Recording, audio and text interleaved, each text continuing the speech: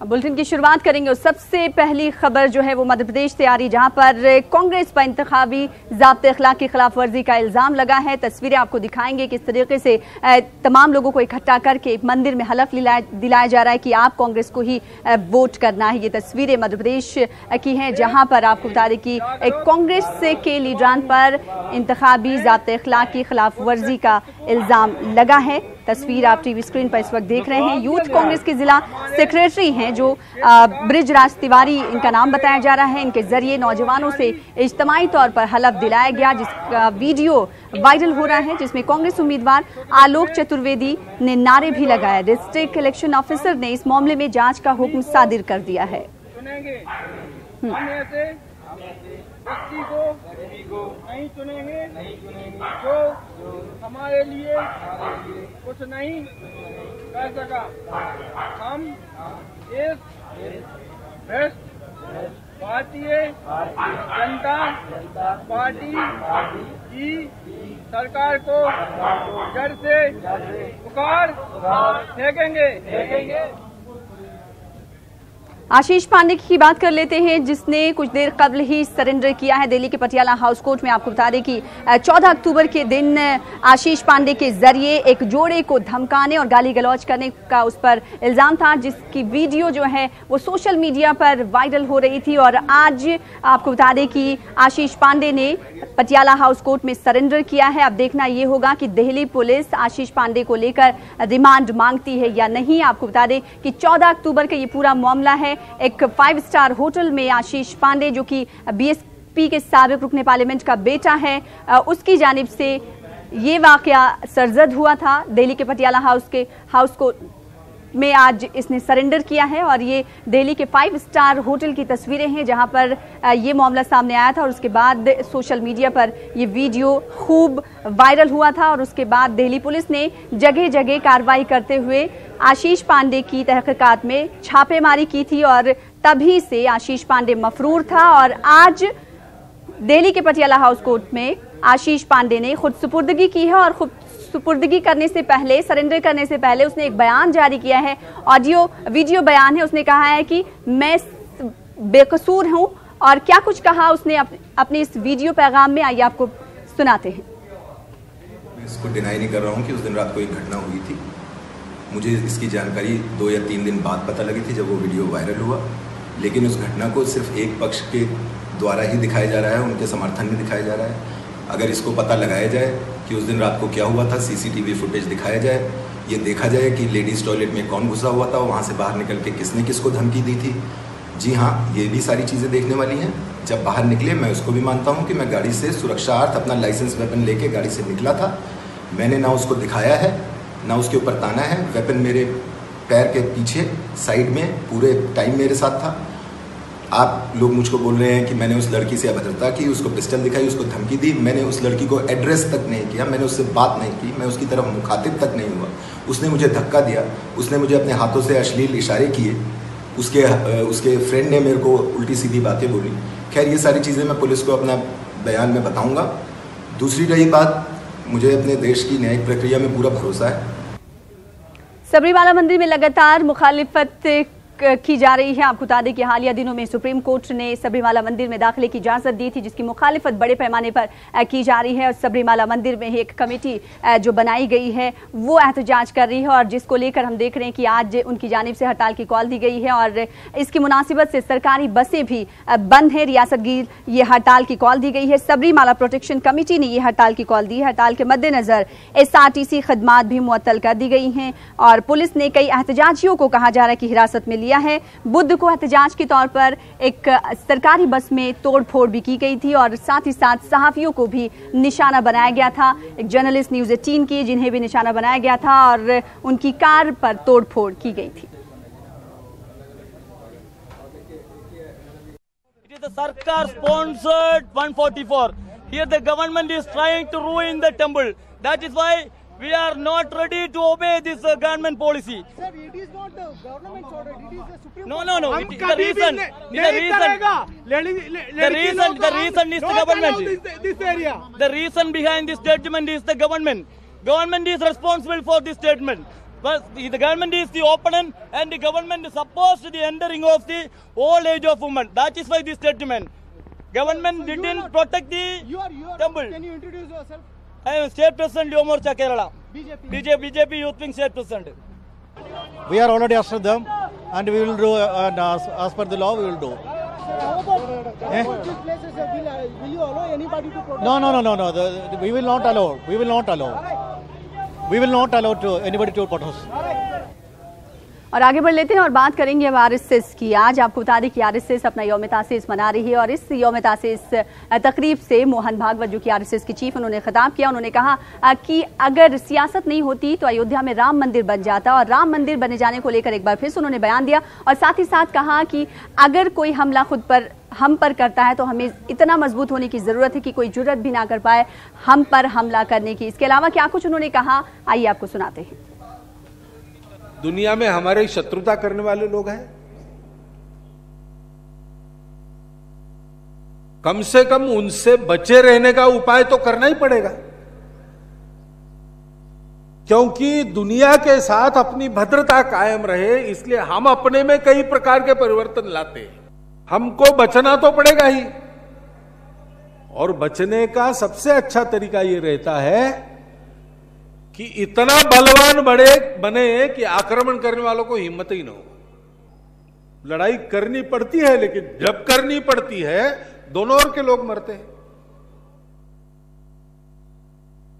तो वो लड़ाई करने की हिम्मत ही ना करे हमसे कोई। इतना बलवान बनेंगे तो हमारे यहां भी शांति और दुनिया में भी शांति। सारी दुनिया में बंधुभाव, शांति और सहनशीलता की बात करते समय भी बिना कारण ऐसे दुष्ट बुद्धि से दुश्मनी करने वालों के सामने हमारी सेना का मनोबल कम न हो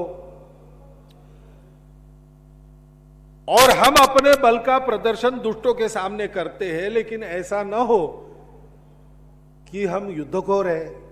इसमें एक संतुलन जो रखना पड़ता है, उस संतुलन को रखकर और पिछले सालों में हम जो चले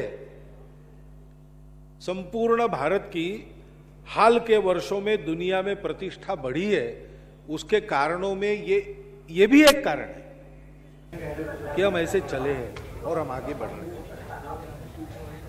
साबिक मरकजी वजीर एमजे अकबर के खिलाफ हद के इज्जत मामले को लेकर आज सुनवाई होने वाली है। जो इल्जामात एमजे अकबर को लेकर लगाए गए थे, आज अदालत इस मामले पर सुनवाई करने वाला है। अब देखने वाली बात होगी कि अदालत क्या कुछ कहता है। प्रिया रमानी जो कि जर्नलिस्ट हैं, उन्होंने इल्जामात लगाए थे, जिसके बाद अपने बैनुल-अक़वामी दौरे से वापस होते हुए एमजे अकबर ने मीडिया नुमाइंदों से बातचीत की। उन्होंने कहा कि जो तमाम इल्जामात उन पर लगाए जा रहे हैं वो बेबुनियाद हैं, और उन्होंने कहा कि वो शख्सी तौर पर, ज़ाती तौर पर इस तमाम चीज़ों का सामना करेंगे। इसीलिए उन्होंने ओहदे से इस्तीफ़ा दिया, और इस्तीफ़ा देने के बाद आपको बता दें कि आज दिल्ली के पटियाला हाउस कोर्ट में इस मामले को लेकर सुनवाई होने वाली है।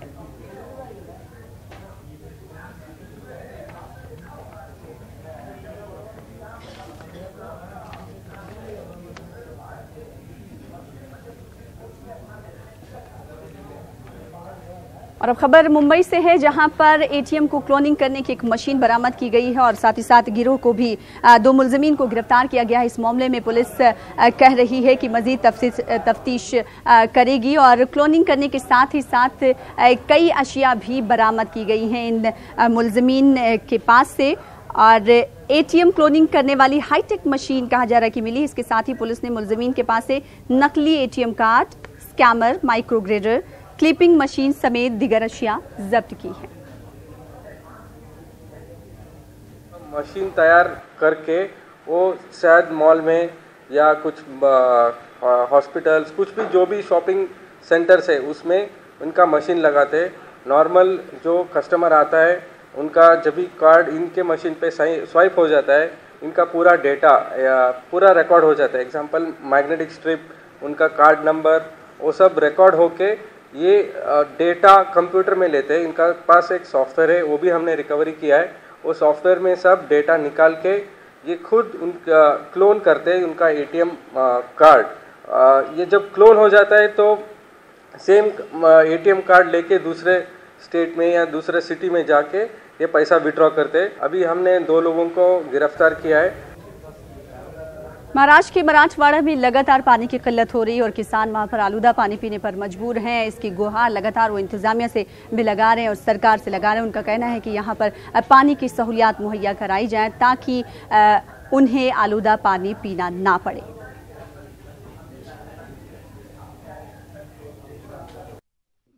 मांजरा जो प्रकल्प है दूसरे जैसे कि लातूर को वो पानी मिलता है, उसमें भी पानी कम है कि वो पीने को रहता है कि नहीं रहता। उस्मानाबाद की वैसी पोजीशन है, बीड़ में थोड़ा बहुत पानी है, लेकिन पूरे मराठवाड़े के 7 डिस्ट्रिक्ट जो डिस्ट्रिक्ट है वहाँ पानी की कंडीशन बहुत खराब है।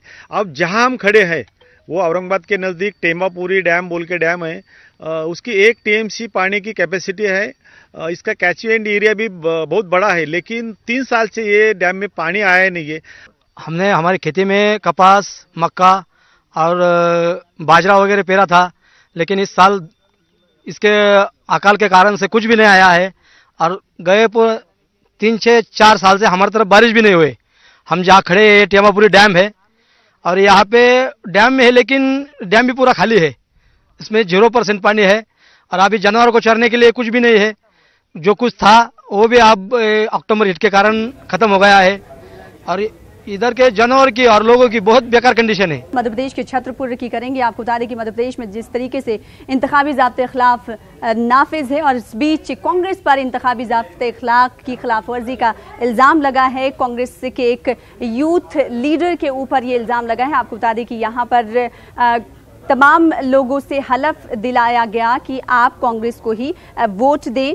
इनका नाम भी आपको बताते हुए चलें, यूथ कांग्रेस के जिला सेक्रेटरी जिनका नाम ब्रिज राज तिवारी बताया जा रहा है, जिनके जरिए नौजवानों को हलफ दिलाया गया इज्तिमाई तौर पर और इसका वीडियो वायरल हुआ है जिसमें कांग्रेस उम्मीदवार आलोक चतुर्वेदी ने भी नारे लगाए। यहाँ पर यह बता दें कि मध्य प्रदेश में ज़ाब्ते अखलाक लग चुका है। इंतखाबी ज़ाब्ते अखलाक की खिलाफ वर्जी का ये पहला मामला कांग्रेस की जानिब से सामने आया है। छतरपुर का ये पूरा मामला है, तस्वीरों में आप देख सकते हैं और एक बार फिर से आपको सुनाते हैं कि हलफ में क्या कुछ कहा जा रहा है।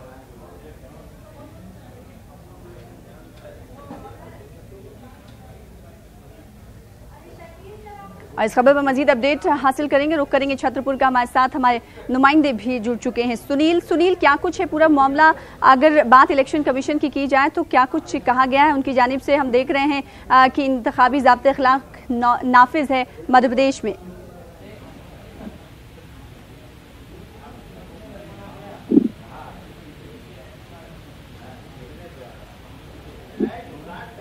सुनील, आपको आवाज़ हमारी मिल पा रही होगी? जो तस्वीर हम दिखा रहे हैं अपने नाजरीन को, क्योंकि मध्य प्रदेश में चुनावी बिगुल जो है बज चुका है और इंतखाबात की तशहीर जो है ज़ोर शोर से जारी है। इस बीच कांग्रेस के लीडरान की जानिब से हलफ दिलाया जाता है इज्तिमाई तौर पर माता के पंडाल में ले जाके कि आप कांग्रेस को ही वोट दें। क्या है पूरा मामला? इस ताल्लुक से क्या कोई कार्रवाई अब तक हुई है?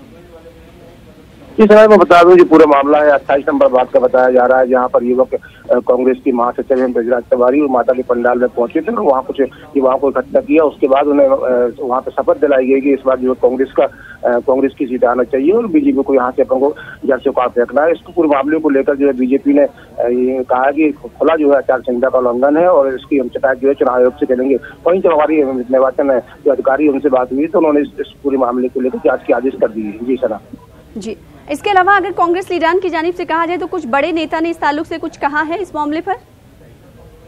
जी, जो कांग्रेस नेता है उस वीडियो में हम आप देख सकते हैं जिस तरीके से पहले तो उनको शपथ दिलाई जाती है युवाओं को, फिर एक जो यहाँ के दावेदार हैं आलोक चतुर्वेदी, उनके जो है नारे लगाए जाते हैं। तो कहीं ना कहीं जो दुर्गा पंडाल है वहाँ पर जो धार्मिक स्थानों पर जाकर साफ तौर से आचार संहिता को लेकर मनाही है कि धार्मिक स्थानों पर जाकर आप किसी भी पार्टी की तरीके से कोई भी प्रचार प्रसार नहीं करेंगे। लेकिन जब देवी जी के यहाँ पर सामने से शपथ दिलाई जा रही तो कहीं ना कहीं निश्चित तौर पे आचार संहिता के उल्लंघन के दायरे में ही आता है। जी सना जी, ये लीडरान सब कुछ जानते हैं लेकिन फिर भी इस तरीके की कार्रवाई करते हैं, इस तरीके की वारदात सामने आती है, वाकया सामने आता है। इससे पहले हमने देखा था कि तेलंगाना में भी इस तरीके का मामला सामने आया था। उन्होंने मस्जिद में जाके कुछ लीडरान से हलफ दिलाया था कि आप इसी पार्टी को वोट दीजिएगा। आखिर क्या नहीं लगता कि सख्त से सख्त कार्रवाई इन तमाम लोगों की जानिब की जानी चाहिए? जी बिल्कुल सर, जिस तरीके से धार्मिक आचार संहिता लगेगी और धार्मिक स्थानों पर जाकर इस तरीके से जो चुनाव को लेकर प्रचार प्रसार कराया जा रहा है, तो कहीं ना कहीं बिल्कुल जो है आचार संहिता के उल्लंघन के दायरे में आता है। और इसको लेकर जो डीजीपी ने भी शिकायत करने की बात कही और जो निर्वाचित अधिकारी हैं उनका ये कहना है कि हम जांच कराएंगे, जांच के बाद सब कार्रवाई पूरे मामले पर की जाएगी।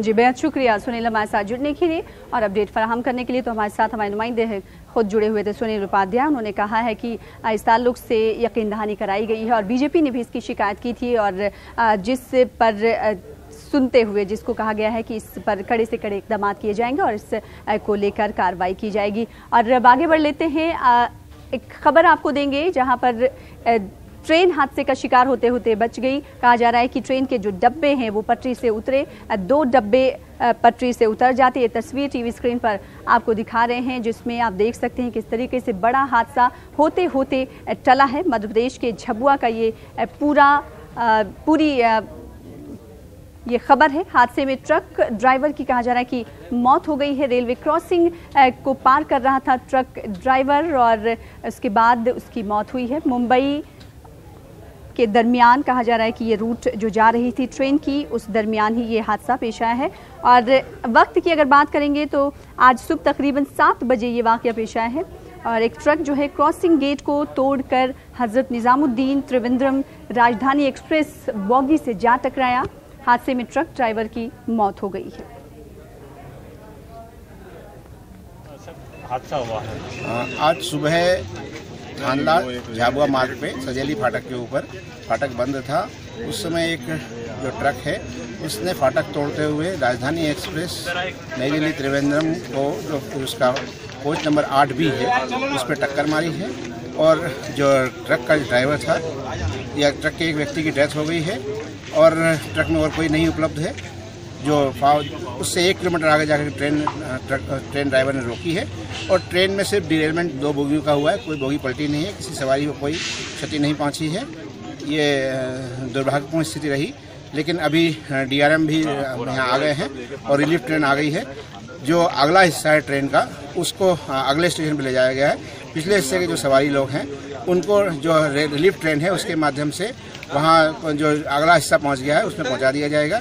इस प्रकार से अगले आधा घंटे के अंदर ट्रेन रवाना कर इसकी सवारियों को रवाना कर दिया जाएगा।